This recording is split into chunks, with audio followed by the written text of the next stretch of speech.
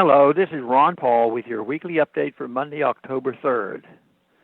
The death of former Israeli President and Prime Minister Shimon Peres last week marks the last of the Zionist old guard who successfully fought for a UN mandate to establish the State of Israel in what was formerly British Palestine. Much has been written about Peres since his death. He was a peacemaker, he was a warrior, he was brutal, he was complex. It is possible for all of them to be accurate at the same time. Was Peres a warrior? That is without question. Israel was established in bloodshed, and Peres played an important role in that fight. Also, the brutal Israeli attack on a Palestinian refugee attack at Ghana in 1996 took place under Peres's command. In that attack, more than 100 women and children were killed. But history, and especially Middle East history, can be quite complex.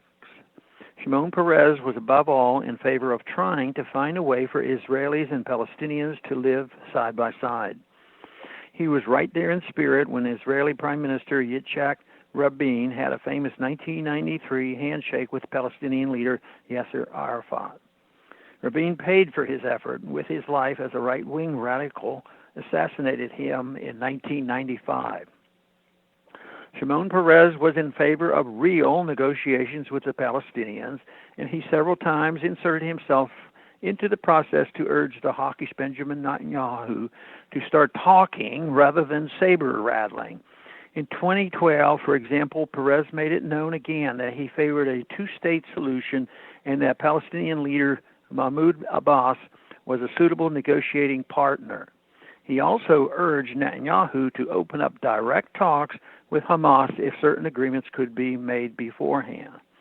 But perhaps his greatest move to avert war was only known after his passing. Former Jerusalem Post editor Steve Lindy wrote a fascinating article last week in his old newspaper detailing a meeting he and the Post editor had with Shimon Peres in 2014. According to Lindy, Peres was asked what he thought was his greatest legacy. He replied that he had personally intervened to stop Netanyahu from ordering a preemptive strike on Iran's nuclear sites. Asked by the journalists when they could report this revelation, Peres responded, "When I'm dead." So it came to pass last week. How much for the worse things have become in Israeli-Palestinian relations with the passing on of anyone preferring negotiations to violence. There is little interest among current Israeli leadership to take steps toward negotiations or peace. Innocent Israelis and Palestinians will continue to be killed and injured as long as no compromises are considered. Sadly, this position is reinforced in Washington, where the Obama administration just agreed to grant Israel the largest military aid package in U.S. history. There is much to admire in those works for peace, even those with stains on their record.